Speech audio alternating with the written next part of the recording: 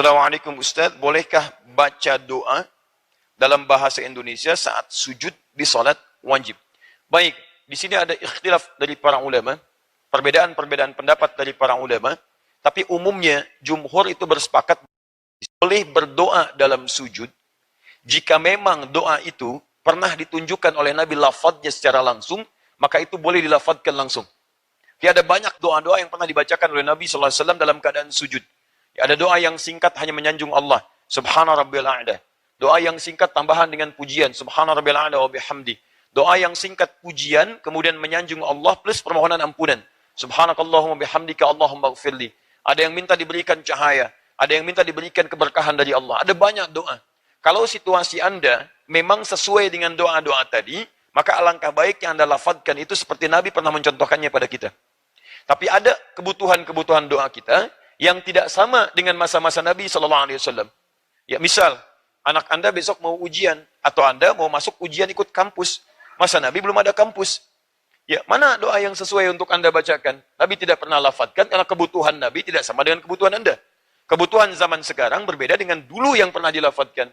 Maka yang seperti itu, sepakat para ulama, boleh berdoa kepada Allah, dalam arti mintakan kepada Allah sekalipun tidak harus dilafadzkan. Cukup dalam hati Anda mohonkan pada Allah Subhanahu wa taala setelah doa-doa sunnah Anda panjatkan. Subhanakallahumma bihamdika Allahumma gfirli.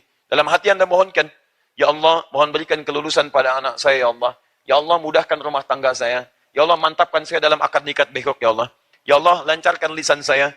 Ya Allah, mohon berikan kemurahan hati pada bapak mertua untuk menerima ramalan saya. Macam-macam dan sebagainya gitu ya.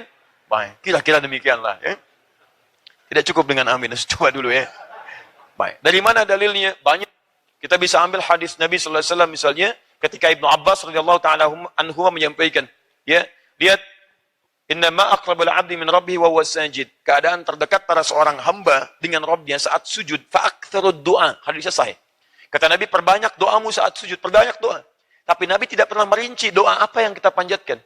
Ya, tadi untuk selamatnya karena salat itu diikat dengan petunjuk Nabi. Di Al-Bukhari nomor hadis 651, "Shallu kama ra'aitumuni usalli." Salatlah kalian persis seperti melihat saya salat. Di apa yang dilafadzkan itu yang kita ikuti. Yang tidak dilafadzkan maka ambil keumuman hadisnya karena Nabi sendiri memerintahkan di situ. Dari mana Nabi perintahkan? Dari ayat Al-Qur'an. Ya, Quran surah ke-48 ayat 29. Anda bisa lihat kalimat Qur'annya. Muhammadun Rasulullah walladzina ma'ahu asyidda'u 'alal kuffar ruhama'u bainahum. Tarahum ruk'an sujjada yabtaghuna fadla minallahi wa ridwana. Anda lihat umat Nabi Muhammad itu ciri khasnya adalah pertama, dia tegas pada segala hal yang menyimpang. Ya, ingat, saya pernah terangkan ini beberapa kali. Di Quran itu ada redaksi kafar, ada redaksi kafir, ada kufar. Itu tiga ini itu memberikan penekanan yang berbeda. Anda mesti hati-hati. Kalau kafar itu artinya perbuatan yang menyimpang. Yang umumnya dikerjakan sebetulnya oleh non-muslim.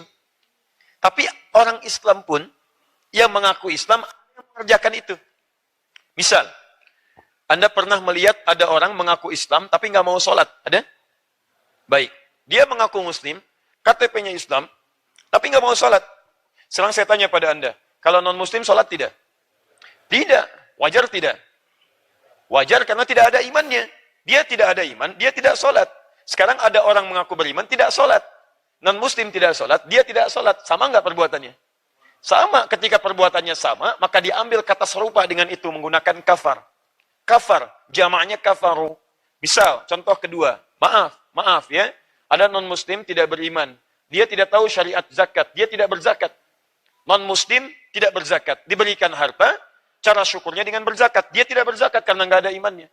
Ada nggak orang mengaku Islam nggak mau zakat? Ada. Ada. Dari sejak zaman dulu sudah ada. Zaman Abu Bakar bahkan ada. Lebih meluas lagi. Maaf, ketika dia tidak mau bersyukur dengan hartanya, tidak mau berzakat, tidak mau infak, itu kafar.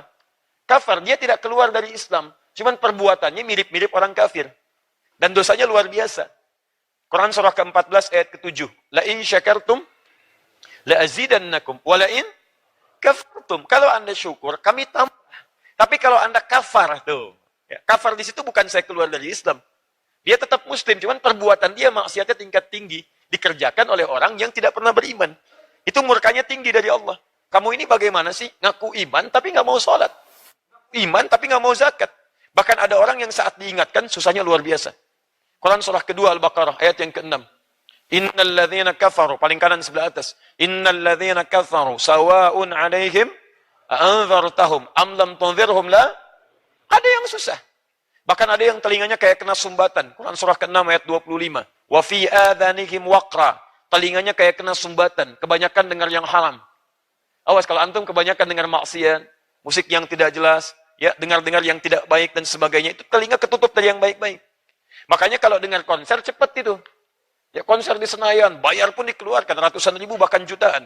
Masya Allah, taklim, pengumuman disampaikan, bahkan dari sejak azan, gratis, snacknya ada, minumannya ada, ustaz datang sendiri, nulis sendiri, bagi buku gratis, ustaz gratis, nggak datang. Luar biasa. Gitu ya. Nah, ini wa fi adhanihim waqra, telinga ada sumbatan susah. Sama antum kebanyakan lihat yang tidak baik tuh. Awas, wa ala absarihim ghishawah. Mata ada penghalang di situ. Ya, Quran surah ke-2 ayat ke-7. Khatamallahu ala qulubihim wa ala absarihim ghishawah. Jadi kalau sudah kebanyakan lihat maksiat, itu mata ketutup dari yang baik-baik. Telinga kebanyakan dengar maksiat, ketutup dari yang baik-baik. Jadi nutup semuanya itu, sulit diingatkan. Nah, yang seperti ini, itu nanti kalau kebanyakan amal salahnya, amal solehnya semakin berkurang, dia masuk ke neraka. Ya, paling ringan diseret ke nerakanya, itu tarik ubun-ubunnya, dicelupkan kayak bikin teh celup. Quran surah ke-4, ayat ke-56. Paling kanan sebelah atas. Innal ladzina kafaru, awas, bi ayatina saufa nuslihim nara. Kafaru. Orang-orang yang ingkar terhadap ayat-ayat kami. Baik dari golongan yang tidak beriman, atau orang yang ikut-ikutan pekerjaan yang tidak beriman.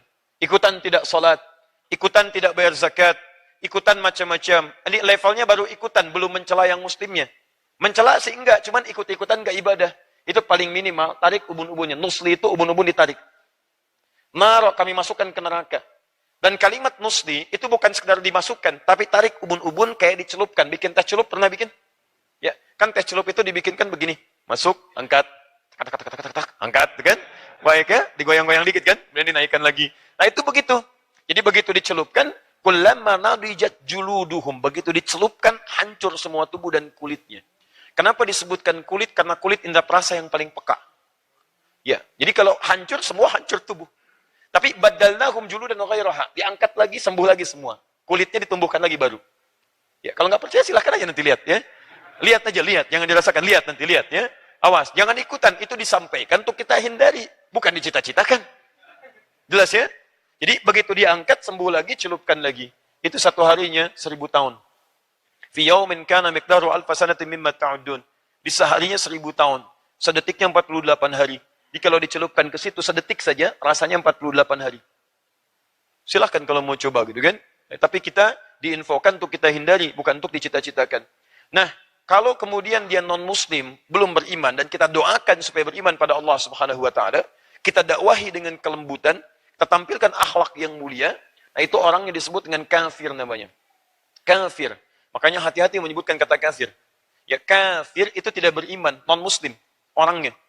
Sifatnya pada umumnya, ada yang disebut di Quran, dia tidak, melukai, tidak menyerang, cuman kadang-kadang suka ngajak-ngajak. Ya, kafir. Jamaknya kafirun. Jamaknya kafirun. Kata kafir itu, kalau sudah jamak, itu tidak ada muannasnya. Seperti gini, muslim. Perempuannya apa? Muslimah. Baik ya.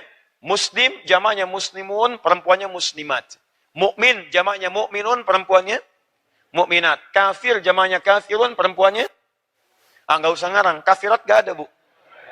Nggak ada. Nah, itu ada bentuk jamak yang sudah mencakup laki-laki dan perempuan. Kalau Anda belajar spesialisasi bahasa Arab, itu ada jamak yang nggak bisa itu dipahami dengan menambahkan alif ta jadi perempuan. Itu semuanya adalah laki-laki dan perempuan. Seperti hadirin, nggak ada hadirat. Cuman di Indonesia ada hadirat. Ya. Silakan cek di Arab. Ayyuhal hudur hadirin. Jadi hadirin itu mencakup laki-laki dan perempuan. Jadi jangan terlalu kreatif, nggak usah ditambah lagi hadiratnya. Bikin bingung malah itu. Itu bikin bingung kalau di Arab ya. Di kita nggak apa-apa lah. Ya. Baik, kembalikan. Nah, jadi dulu pernah ada yang datang kepada Nabi Muhammad SAW, beberapa utusan. Muhammad, kita memang beda, gak usah berselisih. Ya, kita gantian aja. Malam ini kami nyembah Tuhan, kamu nyembah Tuhan kita. Maka turun satu surah langsung namanya Al-Kafirun. Dengan orangnya langsung. Qul ya ayyuhal kafirun. La a'budu ma ta'budun. Sampai ujungnya lakum dinukum waliyadin. Mohon maaf, ya Anda yang masih terhalang. Kafir itu masih terhalang. Sopan, belum mau menerima hidayah. Dan mereka mengakui, kami memang masih terhalang, menutup diri kami, belum mau buka. Makanya ketika disebut kafir, dia nggak marah. Qul ya ayyuhal kafirun. Apa? Oh, tidak. Ya, dia paham, bahasanya sopan, karena itu dia terima. Oh, baiklah kalau begitu. Kamu belum bisa terima, nggak apa-apa. Di ujungnya lakum dinukum waliyad. Itu toleransi paling tinggi. Toleransi paling tinggi dalam beragama itu namanya zero tolerance. Itu paling tinggi. Ini tidak usah saling ganggu. Anda silahkan ibadah di tempat Anda. Kami ibadah dengan keyakinan kami.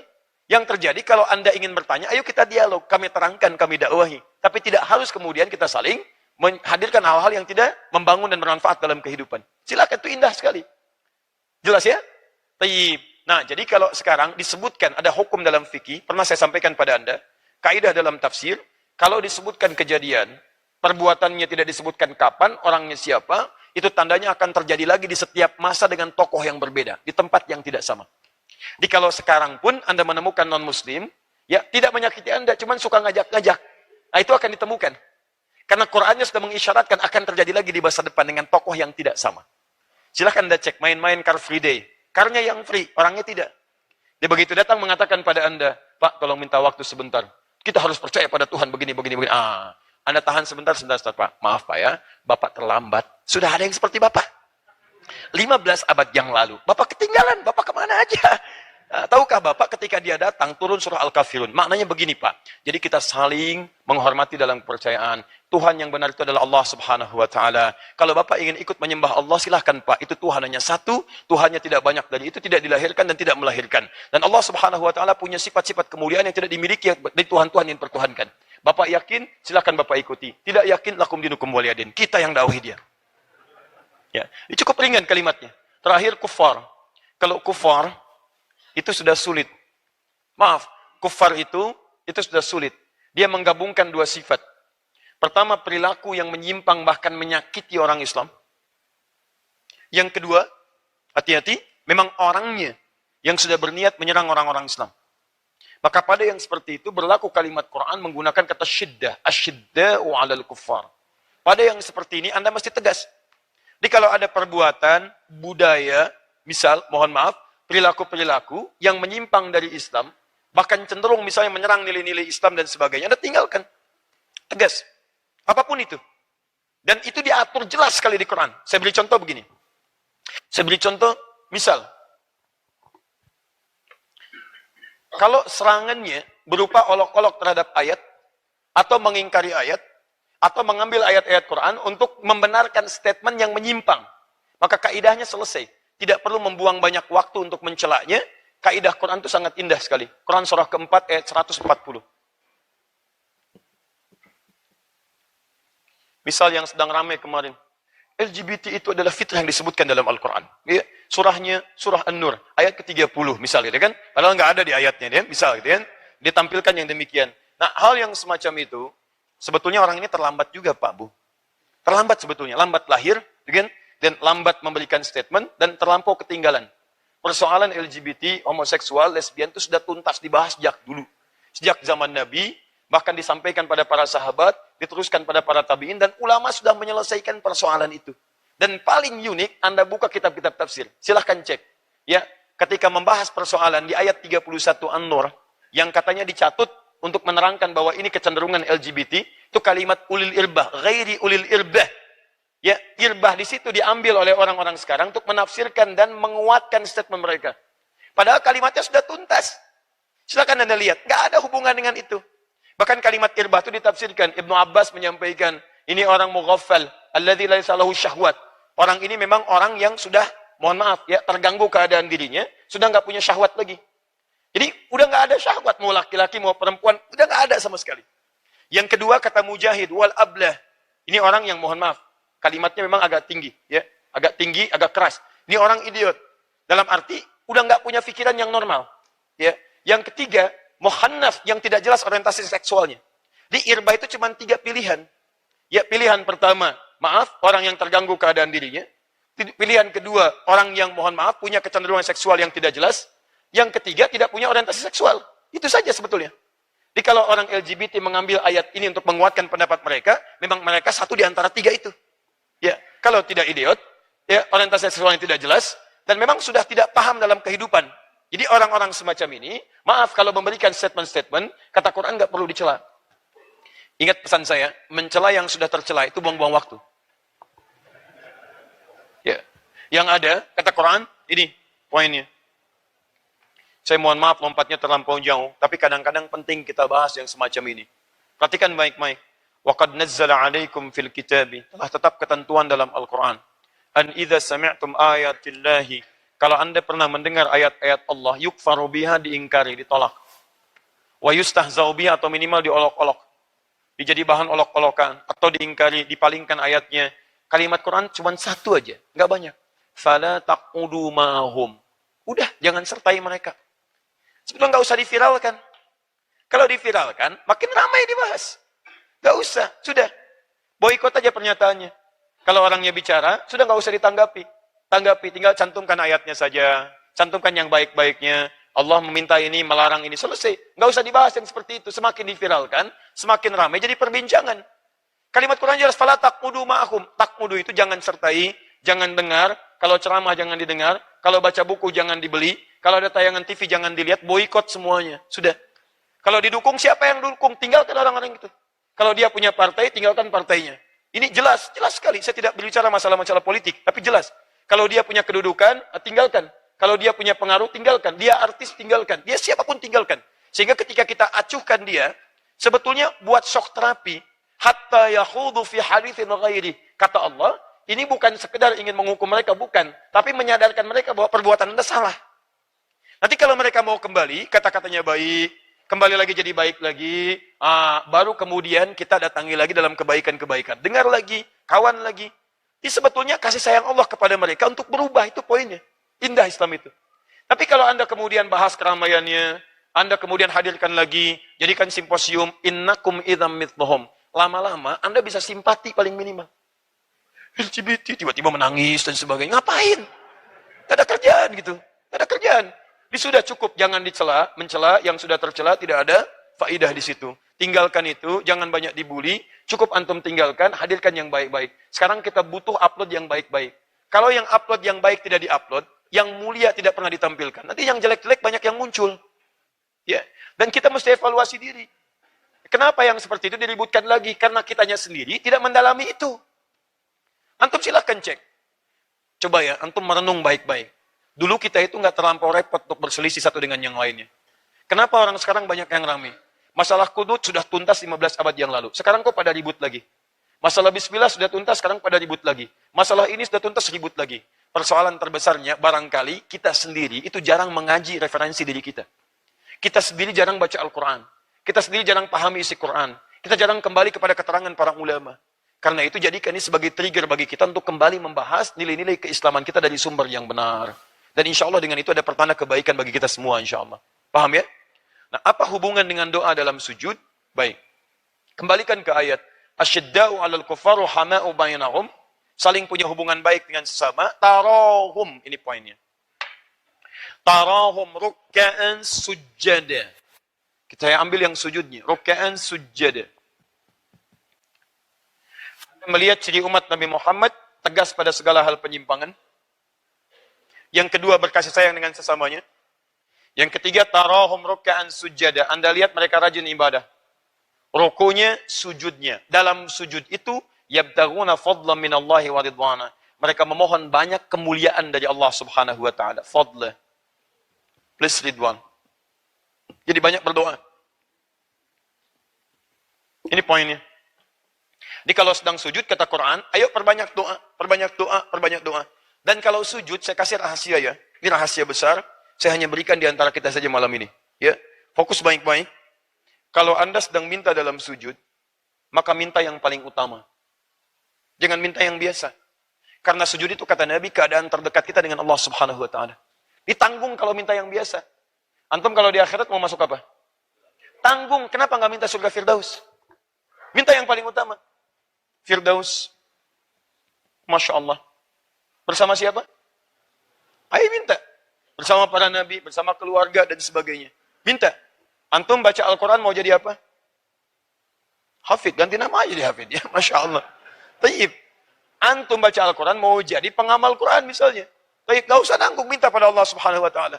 Ya Allah berikan cahaya pada saya dengan cahaya Al-Quran. Jadikan hidup saya ternaungi oleh cahaya Al-Quran. Lisan saya disinari lisan Al-Quran. Telinga saya disinari sinar Al-Quran. Ya Allah jadikan kami penghafal Al-Quran. Jadikan istri saya dekat dengan Quran. Jadikan anak saya penghafal Quran. Masukkan kami ya Allah ke surga bersama nilai-nilai Quran. Hadirkan, hadirkan, hadirkan. Makanya ini dunianya, ini akhiratnya. Paham ya? Perbanyak. Bagaimana cara memintanya? Kalau Nabi pernah lafadkan, ikuti lafadnya. Kalau tidak dilafadkan oleh Nabi, maka cukup Anda hadirkan dalam hati Anda. Jelas ya? Baik. Dan tidak semua kebutuhan Anda sama dengan kebutuhan Nabi. Besok Anda mau lamaran pekerjaan. Zaman Nabi pekerjaan tidak melamar. Ya Allah, mohon anugerahkan ya Allah. Kebaikan dari pekerjaan itu. Anugerahkan keberkahan ya Allah. Berikan saya petunjuk. Jika memang baik untuk saya dekatkan ya Allah. Jika jauh mohon palingkan kepada pekerjaan yang lebih baik lagi. Dan sebagainya, sebagainya. Paham ya?